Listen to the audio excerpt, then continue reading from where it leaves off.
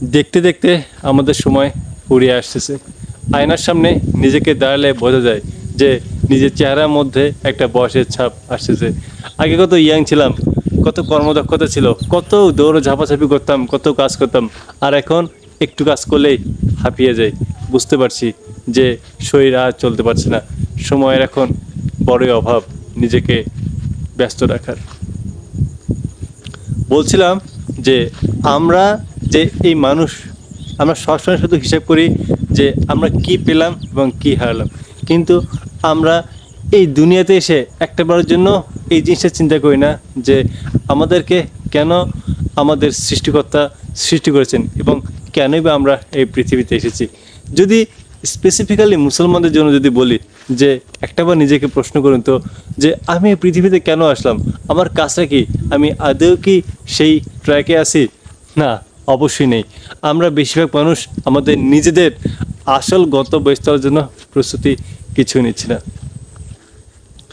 আপনি বলুন তো যে আপনি পাঁচ ওয়াক্ত নামাজ ঠিকমতো পড়েন? হয়তো পড়েন না। বলতে পারেন যে আপনি ফজরের নামাজটা ঠিকমতো সময় মতো পড়তে পারেন? না, আপনি পারেন না, কারণ আপনি কাজা পড়েন। আপনার ঘুমিয়ে আসে রাত 12টা, 1টা, 2টার পর। আপনি খুবই ব্যস্ত অন্যান্য কাজে, কিন্তু যে কাজে আপনাকে সৃষ্টি করা হয়েছে সেই মহান সৃষ্টিকর্তার জন্য আপনার কোনো সময় নেই। হ্যাঁ, আমরা এটাই মানুষ। আমরা এমন এক সমাজে বসবাস করছি যেই সমাজে নিজেকে টিকিয়ে রাখা, নিজেকে একজন পরিপূর্ণ ইমানদার হিসেবে টিকে রাখাটা সত্যি অনেক কঠিন হয়ে গিয়েছে। এই সময়কে হয়তো মহানবী সাল্লাল্লাহু আলাইহি ওয়াসাল্লাম বলেছেন যে এমন একটা সময় আসবে যখন হাতে আগুন রাখা যতটা না কষ্টকর হবে, তার থেকেও বেশি কষ্টকর হবে ঈমান ধরে রাখাটা। আসলে আমরা সেই রকম একটা সভ্যতায় বসবাস করতেছি। আমি প্রতিদিন যখন মাগরিবের নামাজের পর যখন বাসায় ফিরি, তখন প্রত্যেকটা দিন দেখি যে একটা রুমের দরজা খোলা থাকে এবং ওখানে একটা দরজার পাশে একটা বেডে একটা লোক সবসময় মানে তসবি টেপে, এবং লোকটার বয়স আসলে অনেক বয়স, বলা যায় না, যে কোনো সময় ওনার যে কোনো কিছু হতে পারে। তো ওনাকে দেখে আমার একটা কথাই মনে হয় যে যে আসলে তিনি এখন তার কোনো কিছু করার ক্ষমতা নেই। তিনি কি করবেন, তার উপার্জন করার ক্ষমতা নেই, সব দিয়ে তিনি অপারগ। এখন তারা যে সময়গুলো আছে ওগুলো তিনি খোঁজার পথে ব্যয় করতেছেন। অথচ এমনও হতে পারে যে এমন একটা সময় ছিল আমাদের মতো বসে তিনি হয়তো আল্লাহ তাআলাকে হয়তো মানেননি, তিনি ঠিক মতন নামাজ পড়েননি, এখানে ওখানে গেছেন, কত ব্যস্ততা, শুধু ব্যস্ততা ছিল নিজের কাজ নিয়ে, নিজের স্রষ্টার জন্য তার কোনো সময় ছিল না। আজ তিনি সব কাজে অপারগ, তাই তিনি খোঁজার পথে ফিরে এসেছেন। একটাবার ভাবুন তো যে এই যে আমরা যারা মানুষ, এই যে যুবক বয়সে যারা আছি, কত পাপ কাজ করি, কত জঘন্য কাজে সবসময় লিপ্ত থাকি,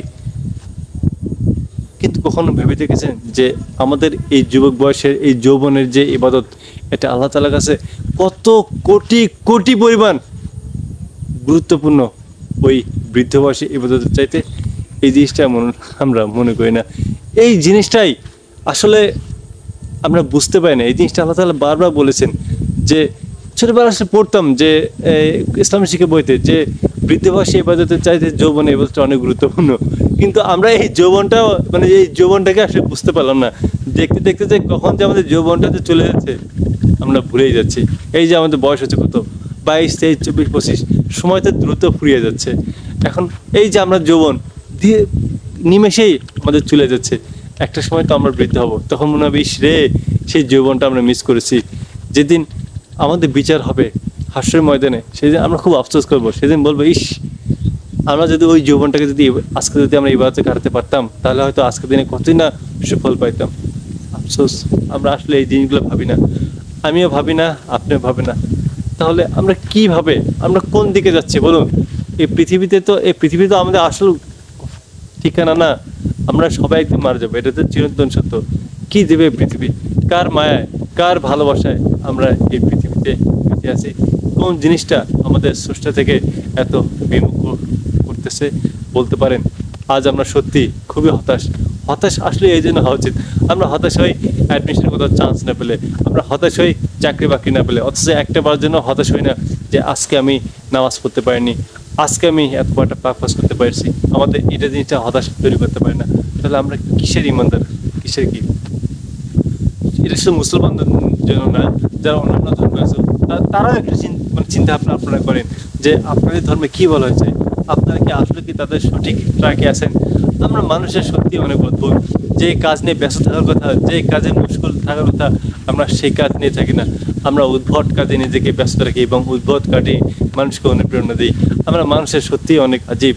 জানি না কি হবে আমাদের এই সমাজের একদিন হয়তো সত্যি ঘুরে ধরায় সমাজ পছন্দ হবে, সমাজটা একদিন সত্যি ধ্বংস হয়ে যাবে।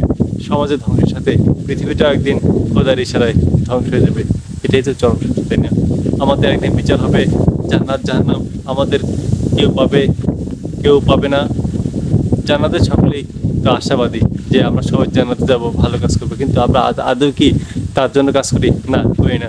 আমরা একবার চিন্তা করে দেখুন তো, যে আমরা প্রতিদিন যে কাজগুলো করি, এই কাজের যদি হিসেব করা হয়, আমরা সত্যি আদৌ কি জান্নাত যেতে পারবো কিনা? এটা সত্যি, এটা সম্ভব না। আমরা যে পরিমাণ জঘন্য কাজগুলো করি, খারাপ কাজ করি, এটা যদি ফয়সালা আল্লাহ তাআলা যদি ঠিক সময় দিতেন, তাহলে আমরা কেউ জান্নাতে যেতে পারতাম না, এক চুল পরিমাণ নিজেকে হাঁটতে পারতাম না। যাই হোক, আল্লাহ তাআলা অনেক ক্ষমাশীল, অনেক দয়াশীল। তিনি আমাদের সকলকে রহমত দান করতেছেন। আল্লাহ তাআলা আমাদের সবাইকে রহমত দান করুক, আরো হেদায়েত দান করুক।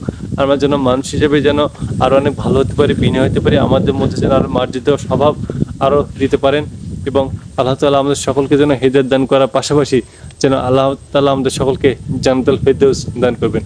ভালো থাকবেন।